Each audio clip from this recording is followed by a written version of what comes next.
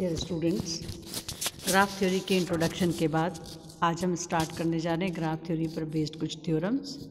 अब देखिए, एक फर्स्ट थ्योरम है कि यदि graph G is equal to VE में वर्टिसेस की डिग्री का सम G में एजेस की संख्या के का 2 गुना होता है। मतलब मैंने आपको पिछली बार ये बताया था कि हम किसी भी वर्टेक्स की डिग्री को कैसे निकालते हैं, उस पर जितनी भी एजेस इंसिडेंट हैं उनकी संख्या उस वर्टिसेस की डिग्री कहलाती है। तो थ्योरम में हमें प्रूव करना है कि डिग्री का सम जो होता है वो एजेस की संख्या से दुगना होता है। तो हम क्या कर रहे हैं, मान लेते हैं कि G is equal to VE, एक structure G is equal to bracket में VE एक ग्राफ है, और हम जानते हैं कि G में प्रत्येक एज E के 2 एंड वर्टिसेस होते हैं। तो जब हम G में वर्टिसेस की डिग्री काउंट करते हैं तो प्रत्येक एज की गिनती 2 बार हो जाती है, क्योंकि यदि आप हमारी जो एज है वो U और V के बीच में है, तो U पर जब हम U की डिग्री काउंट करेंगे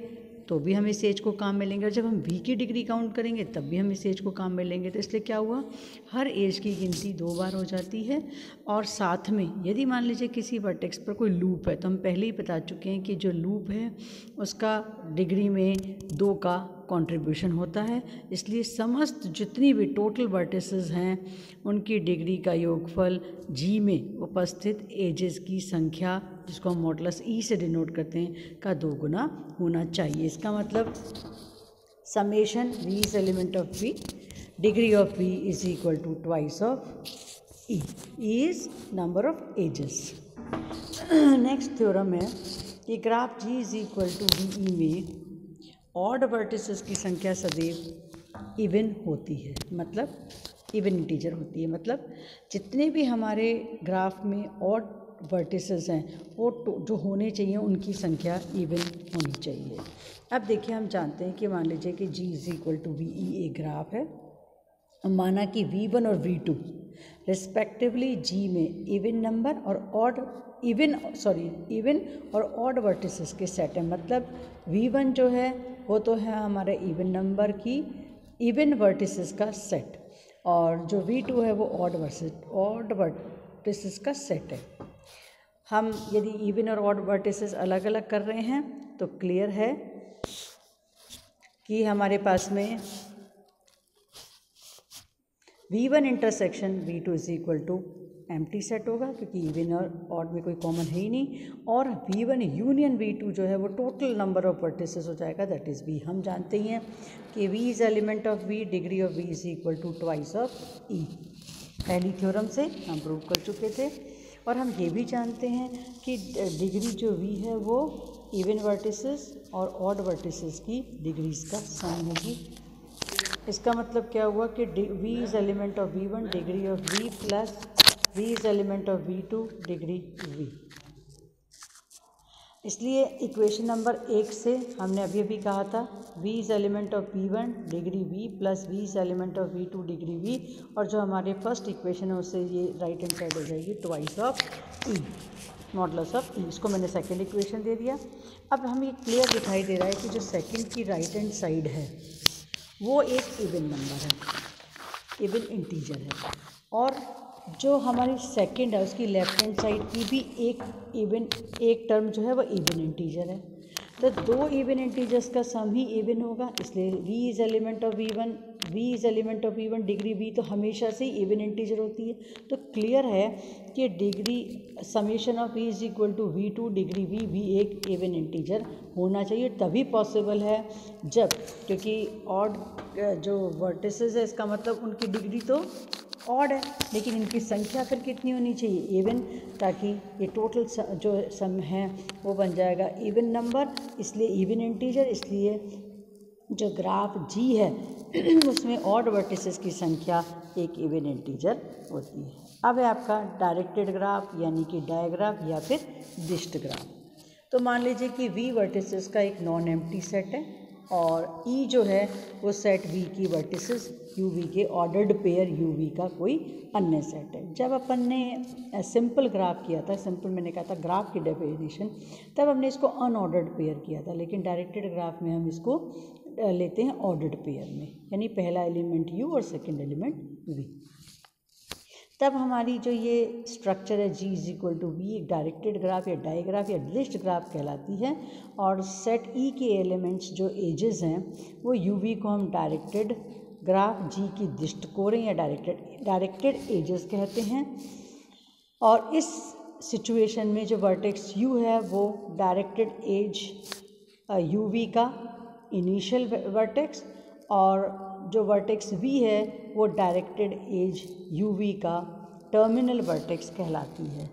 जैसे मैंने चित्र 4 जो 4th फिगर लिया उसमें मान लीजिए अपन ने देखिए, एक तो मैंने सारे एरो लगा रखे हैं, इसका मतलब है कि जैसे E1 है उसका इनिशियल वर्टेक्स तो V1 है और टर्मिनल वर्टेक्स V2 है। यहाँ पर अपन ने E6 ले रखी है, E6 का टर्मिनल इनिशियल वर्टेक्स तो V5 है और terminal vertex V2 and so on.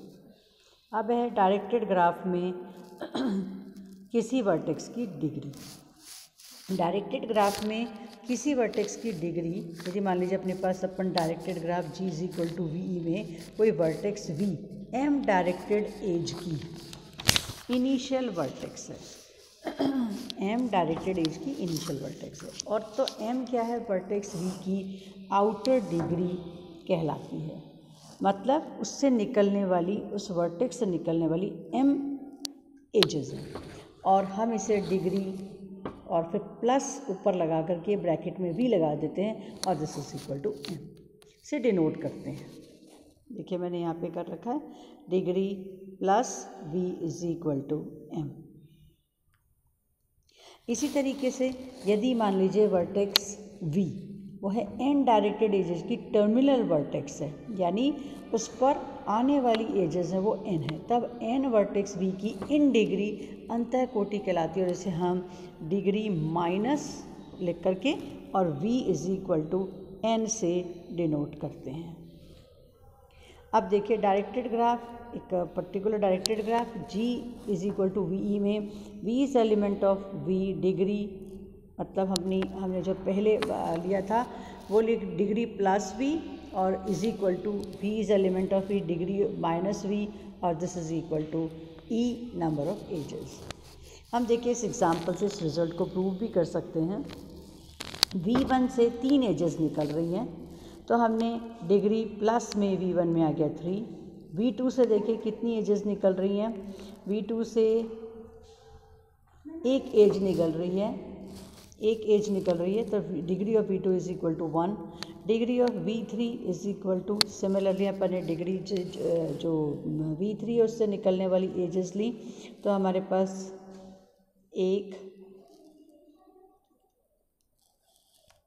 हमारे पास 2 एजेस निकल रही हैं, ठीक है, दोनों ही v5 की तरफ जा रही हैं एंड सो ऑन। इधर देखिए डिग्री माइनस में v1, अब v1 पर आने वाली कोई भी एज नहीं है इसलिए 0, v2 डिग्री माइनस v2 तो ये माइनस v2 मतलब सॉरी v2 पर आने वाली वो कितनी होगी 1 2 और होगी 3 4 एजेस हैं जो v2 पे आ रही है। इस तरीके से हमने निकाल लिया तो हमें दिखाई दे रहा है कि इनका सम करें तो degree plus v is element of v is 12 and v is element of v degree minus v is also 12 और इसमें 12 ही एजेस होंगे। अब मैं ले रही हूँ कुछ स्पेशल या पर्टिकुलर ग्राफ्स। पहला है रेगुलर ग्राफ यानी कि नियमित ग्राफ। तो graph g is equal to V एक रेगुलर ग्राफ कहलाता है यदि g में प्रत्येक वर्टेक्स की डिग्री k हो, यानी जैसे मान लीजिए अपन ने यहाँ पे लिया 1 रेगुलर ग्राफ तो इसमें एजेस की संख्या कितनी है 1, हर की डिग्री सेम होनी चाहिए तो जो दोनों वर्टेक्स हैं उन दोनों की डिग्री 1 होगी। यहाँ पे 3 वर्टेक्स हैं और हर वर्टेक्स की डिग्री 2 है, यहाँ पे हर वर्टेक्स की डिग्री 2 है। थर्ड जो फिगर है मैंने इसमें लिया है पेंटागन जो 5 वर्टेक्स वाला है उसमें भी हर वर्टेक्स की डिग्री 2 है। तो यदि अपने पास प्रत्येक वर्टेक्स की डिग्री सेम हो तो हम उसे कहते हैं रेगुलर ग्राफ और जितनी डिग्री होती है उसी को हम, अब जैसे 3 रेगुलर ग्राफ देखिए यहाँ दिखाई दे रहा है। अब किसी भी वर्टेक्स को ले लें फर्स्ट फिगर में तो आपको दिखाई दे रहा होगा उसे 3 एजेस जा रही है तो हर वर्टेक्स की डिग्री 3 है। तीनों ही केसेस में जो तीनों मैंने पिक्चर ली उन तीनों में हमारे पास सॉरी 2 में तो 3 रेगुलर ग्राफ है, चौथा जो अगला फिगर है वो 4 रेगुलर ग्राफ है। नेक्स्ट है हमारा कंप्लीट ग्राफ। कंप्लीट ग्राफ क्या होता है कि यदि ग्राफ जी वी एक कंप्लीट ग्राफ कहलाता है यदि जी का प्रत्येक 2 शीट्स एडजेसेंट हो, दैट इज एन वर्टिसेस पे कोई ग्राफ जी एक कंप्लीट ग्राफ है यदि जी में प्रत्येक वर्टेक्स की डिग्री n-1 हो। अतः एन वर्टिसेस पर प्रत्येक n-1 रेगुलर ग्राफ एक कंप्लीट ग्राफ कहलाता है। मतलब अपने पास में यदि 2 वर्टेक्स हैं तो इसकी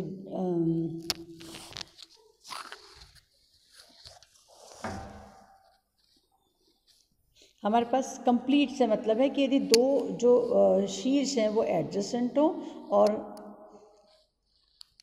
हर की डिग्री अपने पास यदि n यदि हमारे पास में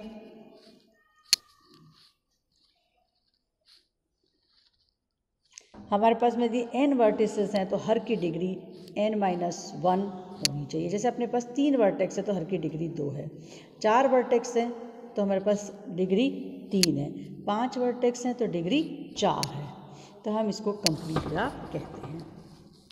कंप्लीट ग्राफ एक रेगुलर ग्राफ होता है और n वर्टिसेस पर कंप्लीट ग्राफ में exactly n into n-1 edges होती हैं, क्योंकि n वर्टेक्स कंप्लीट ग्राफ में प्रत्येक वर्टेक्स की डिग्री n-1 है और सभी वर्टेक्स की डिग्री का सम n इंटू n-1 है, जो कि ग्राफ में उपस्थित एजेस की संख्या का 2 गुना होता है। इसलिए यदि हमारे पास कुल एजेस ये तो 2e is equal to n into n-1, तो e is equal to n into n-1 upon 2।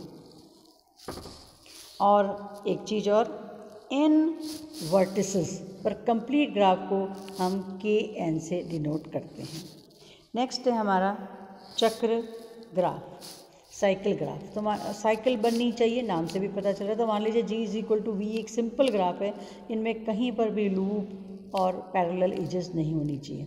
तो जहाँ v is equal to v1 v2 vn and must be greater than और इक्वल टू 3, 3 ही वर्टेक्स या 3 से ज़्यादा वर्टेक्स पर ही चक्र ग्राफ बनता है।